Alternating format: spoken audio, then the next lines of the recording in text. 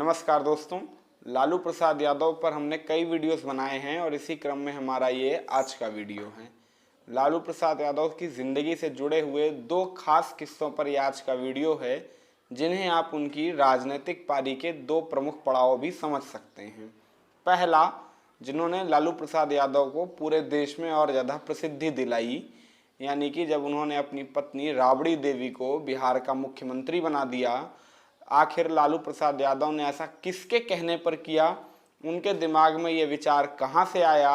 लालू प्रसाद यादव की ज़बानी, जो उन्होंने खुद अपनी किताब में लिखा है, वही बात हम आपको बताएंगे कि आखिर लालू प्रसाद यादव के दिमाग में कौन सा वो व्यक्ति था जिसने पहली बार ये विचार दिया कि आप अपनी पत्नी को ही क्यों ना मुख्यमंत्री बना दें, इससे सत्ता भी आपके परिवार में ही रहेगी और उस पर पूरा का पूरा नियंत्रण भी आपका होता रहेगा। दूसरी खास बात है, 2004 से लेकर 14 तक इंडिया के प्रधानमंत्री रहने वाले डॉक्टर मनमोहन सिंह के चुनाव पर लालू प्रसाद यादव की मोहर आखिर लगी कैसे, और क्यों लालू नहीं चाहते थे कि मनमोहन सिंह बने प्रधानमंत्री, ये भी आपको इस वीडियो में हम बताएंगे लालू प्रसाद यादव की ही आत्मकथा के हवाले से। चले करते हैं वीडियो को शुरू। वीडियो बेहद चले चलते हैं पहले किस्से की ओर, यानी राबड़ी देवी को मुख्यमंत्री बनाना। 1997 में जब लालू प्रसाद यादव पर चारा घोटाले के तहत गिरफ्तारी का खतरा मंडरा रहा था, उसी समय लालू प्रसाद यादव के सामने ये चुनौती आई कि आखिर वो अपनी सत्ता का अगला वारिस चुने किसे। चारा घोटाला क्या है, इसे भी थोड़ा सा आपको समझा देता हूँ इस वीडियो में। चारा घोटाला है पशुओं को दिए जाने वाले चारे के लिए सरकारी ट्रेजरी से जो धन निकाले गए थे, उनका कोई लेखा जोखा नहीं था और अनियंत्रित तरीके से भारी मात्रा में सरकार की तिजोरी से धन निकाले गए थे, जिसके आरोप लालू प्रसाद यादव पर लगे थे। उन कागजों की बहुत बार जांच परख भी हुई, जिसके बाद लालू प्रसाद यादव पर आरोप तय हुए थे। इस वक्त भी इसी चारा घोटाले के तहत लालू प्रसाद यादव जेल में हैं। 1997 में जब उन पर जेल जाने का खतरा मंडरा रहा था, उसी समय लगातार लालू प्रसाद यादव पशोपेश में थे कि किसे मुख्यमंत्री बनाएं, या खाली इस्तीफा दे दें तो फिर राष्ट्रपति शासन लगेगा, फिर नए सिरे से चुनाव होंगे और फिर क्या जीतेंगे या हारेंगे। थी तमाम पशुपेश में लालू प्रसाद यादव फंसे हुए थे। उसी समय कांग्रेस के तब के अध्यक्ष सीताराम केसरी, जिनको किस तरीके से कांग्रेस पार्टी ने बाहर का रास्ता दिखाया था, इस पर हमने एक वीडियो बनाया है, उस पर क्लिक करके आप देख सकते हैं। सीताराम केसरी कांग्रेस के कुछ एक दो चुने नेताओं में से हैं जिनको निर्वाचित तरीके से कांग्रेस का राष्ट्रीय अध्यक्ष घोषित किया गया था, और फिर बाद में किस तरीके से पूरे के पूरे कानून नियम को ही बदल के सीताराम केसरी को बाहर कर दिया गया था, और किस तरीके से वो कांग्रेस दफ्तर से रोते हुए निकलती तस्वीरें थीं, वो तमाम बातें आप उस वीडियो में देख सकते हैं। उन्हीं सीताराम केसरी ने लालू प्रसाद यादव से कहा कि क्यों ना आप अपनी पत्नी राबड़ी देवी को ही मुख्यमंत्री बना दें। शुरुआत में खुद लालू को यकीन नहीं हुआ कि राबड़ी देवी को मुख्यमंत्री बना दें, क्योंकि ये विचार लालू के मन में भी नहीं आया था। उस समय तो लालू ठहाका मारकर हंसने लगे, लेकिन बाद में ये विचार लालू को समझ में आया। उनको लगा कि इससे पार्टी की सत्ता भी रहेगी और सत्ता की और पार्टी की कमान सीधे उनके हाथ में भी रहेगी। राबड़ी देवी करेंगी तो वही जो लालू कहेंगे। इसी उद्देश्य से लालू प्रसाद यादव ने राबड़ी देवी को मुख्यमंत्री बनाने के बारे में गंभीरता से विचार किया, लेकिन बतौर लालू प्रसाद उन्होंने कभी भी पार्टी को इस बात के लिए दबाव नहीं दिया कि राबड़ी देवी आपकी मुख्यमंत्री हैं। सीधा सीधा नहीं कहा। अपने आवास पर 24 जुलाई, जहाँ तक अगर मुझे सही तारीख याद है तो है 24 जुलाई 1997 को उन्होंने अपने आवास पर एक विधायक दल की बैठक बुलाई, सभी विधायक आए, और वहाँ पर उन्होंने कहा कि मैंने इस्तीफ़ा देने की योजना बना ली है और मैं इस्तीफ़ा देने जा रहा हूँ, आप सब अपना नेता चुन लें। विधायक दल में सन्नाटा छा गया, क्योंकि किसी ने ऐसा सोचा नहीं था कि लालू प्रसाद यादव इस्तीफ़ा देने वाले हैं।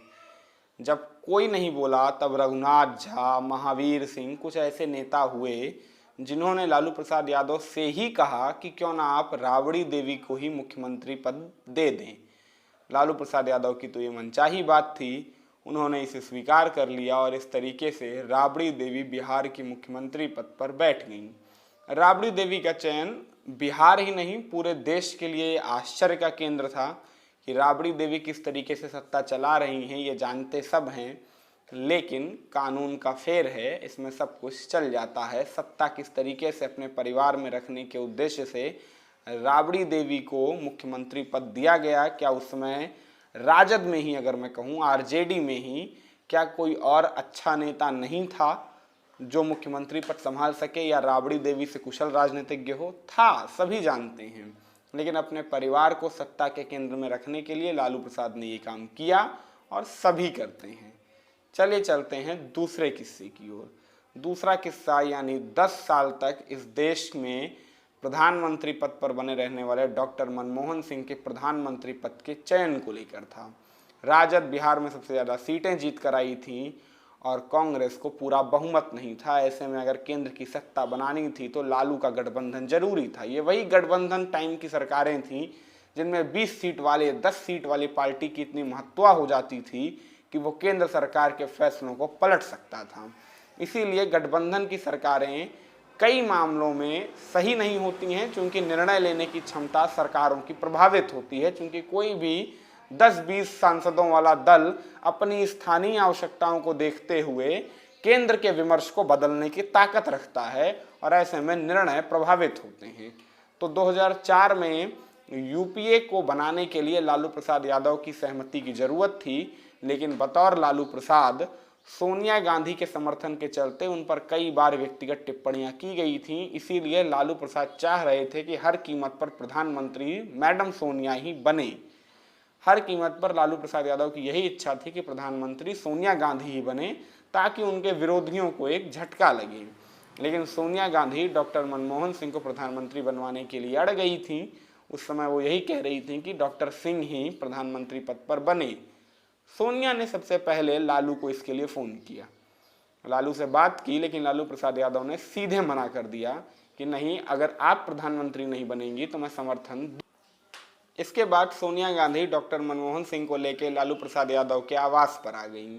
उन्होंने मनमोहन सिंह को भी इस बात के लिए मना दिया था कि वो लालू से अपने आप को प्रधानमंत्री बनवाने के लिए आग्रह कर लें। अब सोनिया गांधी ऐसा क्यों कर रही थी? इतनी निस्वार्थ हो चुकी थी कि निस्वार्थ भाव से डॉक्टर मनमोहन सिंह को प्रधानमंत्री बनाने के लिए अपना हर संभव प्रयास कर रही थी।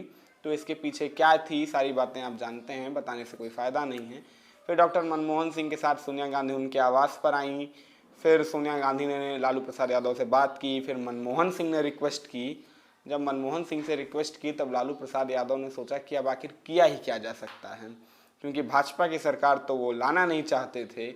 ऐसे में उनके पास भी विकल्प नहीं था, तो उन्होंने मनमोहन सिंह को प्रधानमंत्री पद के तौर पर स्वीकार कर लिया और इसके बाद आने वाले समय में केंद्र में मंत्री भी रहे। उम्मीद करता हूं लालू प्रसाद यादव से जुड़ा हुआ आपको ये वीडियो पसंद आया होगा।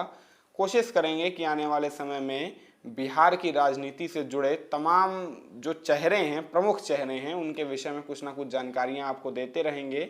वैसे भी हमारे चैनल पर तमाम वीडियोज ऐसे हैं जिनको देखकर आप भारत की राजनीति को समझ सकते हैं और इनसे जुड़े जो खास लोग हैं जिनके विषय में बहुत सारे झूठ फैलाए जाते हैं, बहुत सारे सच हैं, उनमें क्या झूठ है क्या सच है, समझने के लिए उन वीडियोस को देख सकते हैं। उम्मीद करता हूँ वीडियो आपको अच्छा लगा होगा।